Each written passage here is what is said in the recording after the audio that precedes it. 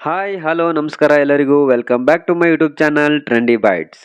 ರಾಯನ್ ಧನುಷ್ ನಟನೆಯ 50ನೇ ಸಿನಿಮಾ. ಇದು ಬಹಳ ಎಕ್ಸೆಪ್ಟೇಷನ್ ಇಟ್ಕೊಂಡಿರುವಂಥ ಸಿನಿಮಾ. ಇವತ್ತು ಅಂದರೆ ಜೂನ್ 26ರಂದು ವರ್ಲ್ಡ್ ವೈಡ್ ರಿಲೀಸ್ ಆಗಿದೆ. ಮತ್ತೊಂದು ವಿಶೇಷ ಏನಪ್ಪಾ ಅಂತಂದರೆ ಈ ಚಿತ್ರದ ಚಿತ್ರಕಥೆ, ಸಂಭಾಷಣೆ, ನಿರ್ದೇಶನ ಎಲ್ಲವೂ ಧನುಷ್ ಅವ್ರದೇ. ಆ ಕಾರಣಕ್ಕೆ ಬೆಟ್ಟದಷ್ಟು ಎಕ್ಸೆಪ್ಟೇಷನ್ ಇತ್ತು ಈ ಸಿನಿಮಾದ ಮೇಲೆ. ಆ ಎಕ್ಸೆಪ್ಟೇಷನ್ ರೀಚ್ ಆಯ್ತಾ, ನಿರೀಕ್ಷೆಗೆ ತಕ್ಕಂತೆ ಸಿನಿಮಾ ಇದೇನೆ ಅಂತ ನೋಡ್ಕೊಂಬರೋಣ ಬನ್ನಿ. ಪ್ಲಾಟ್: ಇದು ಒಂದು ಫ್ಯಾಮಿಲಿ ಡ್ರಾಮಾ ಆ್ಯಕ್ಷನ್ ಕತೆ. ನಮ್ಮ ಫ್ಯಾಮಿಲಿಗಿಂತ ಹೆಚ್ಚೇನೂ ಇಲ್ಲ ಎಂಬ ಮೆಸೇಜ್ ಸಾರುತ್ತೆ. ಇನ್ನು ಇದರ ತಾರಾಗಣ ವಿಷಯಕ್ಕೆ ಬಂದರೆ ಒಂದು ದೊಡ್ಡ ತಾರಾಗಣನೆ ಇದೆ ಅಂತ ಹೇಳ್ಬೋದು. ಎಸ್.ಜೆ. ಸೂರಾಜು, ಪ್ರಕಾಶ್ ರಾಜು, ವರಲಕ್ಷ್ಮಿ ಶರತ್ ಕುಮಾರ್, ಸೆಲ್ವ ರಾಘವನು, ಅಪರ್ಣಾ ಬಾಲಮುರಳಿ ಇನ್ನೂ ಮುಂತಾದವರು ನಟಿಸಿದ್ದಾರೆ.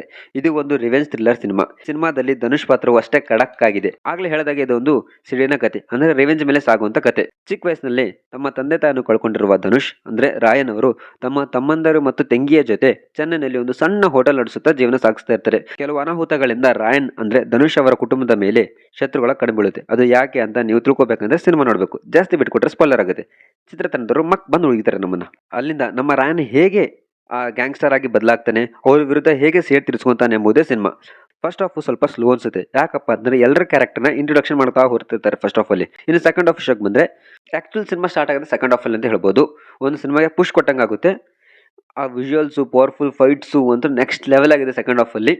ಇನ್ನು ಬೆಂಕಿ ಅಂತ ಹೇಳ್ಬೋದು. ಏನೋ ಇದ್ರ ಬ್ಯಾಕ್ಗ್ರೌಂಡ್ ಸ್ಕೋರ್ ವಿಷಯಕ್ಕೆ ಬಂದ್ರೆ ಸಿನಿಮಾ ಎಲ್ಲೆಲ್ಲಿ ಡಲ್ ಅನ್ಸುತ್ತೋ, ಎಲ್ಲೆಲ್ಲೂ ಸ್ಲೋ ಅನ್ಸುತ್ತೆ, ಅದಕ್ಕೊಂದು ಪುಷ್ ಕೊಟ್ಟಿದೆ ಬ್ಯಾಕ್ಗ್ರೌಂಡ್ ಸ್ಕೋರ್ ಅಂತ ಹೇಳ್ಬೋದು. ಇನ್ನು A.R. ರೆಹಮಾನ್ ಅವರ ಮ್ಯೂಸಿಕ್ ಇದಕ್ಕೆ ಪ್ಲಸ್ ಪಾಯಿಂಟ್ ಅಂತ ಹೇಳ್ಬೋದು. ಇನ್ನು ಸಿನಿಮಾಟೋಗ್ರಫಿ ಓಂ ಪ್ರಕಾಶ್ ಅವ್ರದ್ದು ಔಟ್ ಆಫ್ ಔಟ್ ಅಂತ ಹೇಳ್ಬೋದು. ಅವ್ರದ್ದು ಒಂದು ಫೈಟ್ ಸೀನ್ಸ್ ಅಂತೂ ನೆಕ್ಸ್ಟ್ ಲೆವೆಲ್ ಆಗಿದ್ದಾವೆ. ಅಂದ್ರೆ ಇನ್ನೊಂದು ಸ್ವಲ್ಪ ಬೆಟರ್ ಆಗಿರ್ಬೋದಿತ್ತು. ಏನು ಪ್ಲಾನ್ ಮಾಡ್ಕೊಂಡಿದ್ರಲ್ಲ ಫೈಟ್ ಡೈರೆಕ್ಟರ್, ಅದನ್ನ ಕ್ಯಾಪ್ಚರ್ ಮಾಡೋದು ಇವ್ರ ಕೆಲಸ ಇತ್ತು. ಅದು ನೆಕ್ಸ್ಟ್ ಲೆವೆಲ್ ಕ್ಯಾಪ್ಚರ್ ಮಾಡಿರ ಅಂತ ಹೇಳ್ಬೋದು ಓಂ ಪ್ರಕಾಶ್ ಅವ್ರದ್ದು. ರಾಯನ್ ಸಿನಿಮಾದ ಮೊದಲ ಅರ್ಧ ನೋಡಿದ್ರೆ ನಿಮಗೆ ಓಕೆ ಅಂತ ಅನ್ಸುತ್ತೆ. ಇನ್ನು ಸೆಕೆಂಡ್ ಹಾಫ್ ನಿಮ್ಮ ಸೀಟಿನ ತುದಿಗೆ ಬಂದು ಅನಿಸುತ್ತೆ. ಕ್ಲೈಮ್ಯಾಕ್ಸ್ ಮಾತ್ರ ಒಂದು ಟಚಿಂಗ್ ಆಗಿರುತ್ತೆ ಅಂತ ಹೇಳ್ಬೋದು.